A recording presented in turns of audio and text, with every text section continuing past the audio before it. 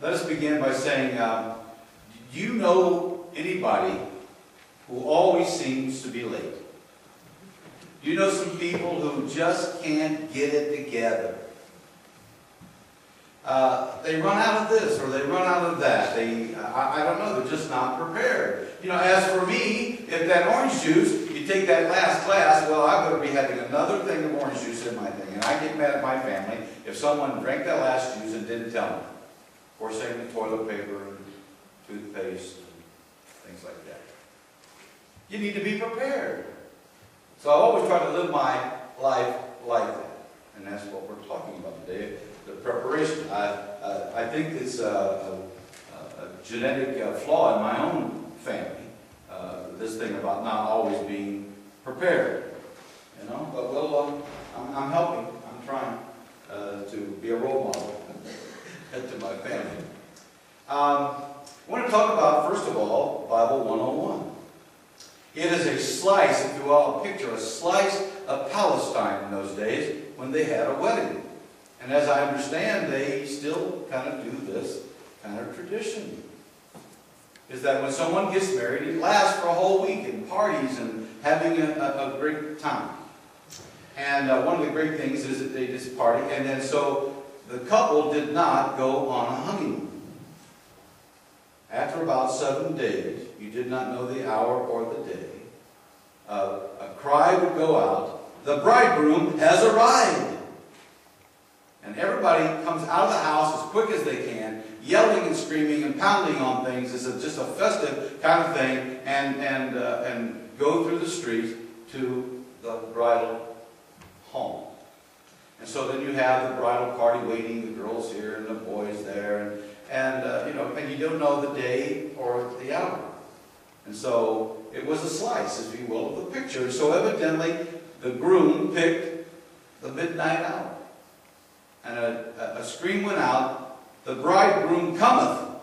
And of course, if you weren't ready, you get your clothes on. If you did. And of course, it was dark. You had to have a lamp to get ready, so you better make sure that you have oil in your lamp. Does anybody here as old as I am remember the song, "Give me oil in my lamp, keep me burning"? You know that song? Give me oil in my lamp, keep me burning. Give me oil in my lamp, I pray. Give me oil in my lamp, keep me burning, burning, burning. Keep me burning till the break of day. Singing Hosanna. Well, I won't go into that. I grew up with songs like that. It didn't make sense until you read Scripture, and this is what it's about. Having enough oil in your lamp that you needed at that midnight hour. Now, at first reading, it sounds cruel when the foolish ask the wise, "Can you give us some oil?" And they went, "No. Go get your own. Go buy it from the man." And so they went to buy their oil, and the cry went out, and the wise had enough. And so they were able to go. The other part sounds so cruel, is that the party finally gets to the house, and they lock the door, and the 5 foolish found oil somewhere and made it to the house. But the door was locked. Doesn't it sound cruel as they let us in? And the bridegroom says, "No, I don't know you." Now, if you lived in that village where that wedding took place, you would know the rules. He was not being cruel, it's just what they did. They shut the door, and the party went on, and that was it. And so you can go back home and say, "Gosh, I didn't get to see this one, but maybe the next one." I mean, they all knew the rule. And that's just the way it was. There comes a time when that's it.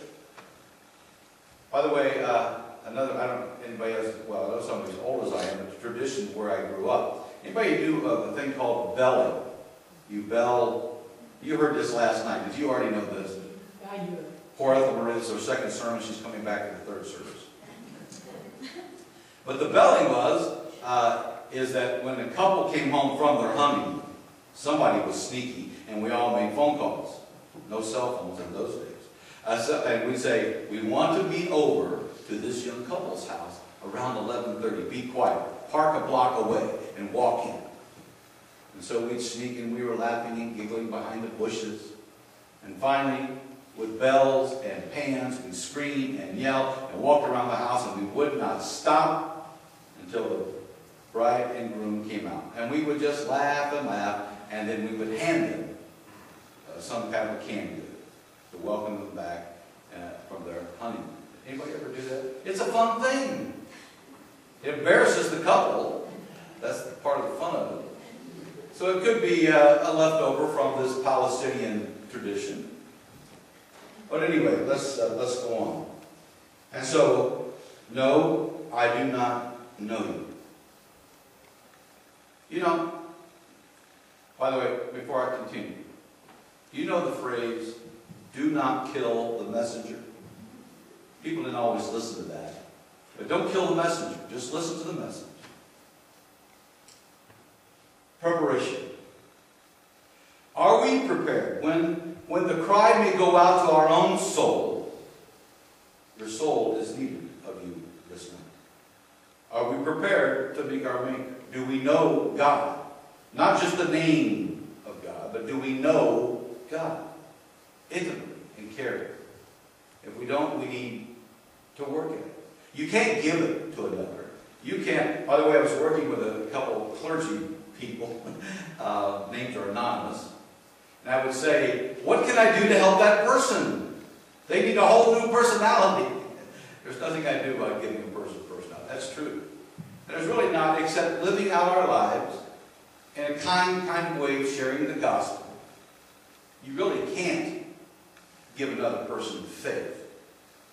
Only that comes from knowing God and close to God.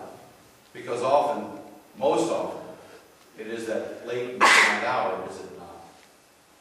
When worries come, you can't sleep, decisions need to be made, and then we call on the name of the Lord. Lord, be with me. I don't know what I'm going to do. I am distraught. Those kind of things. You can't give it to a person at that hour.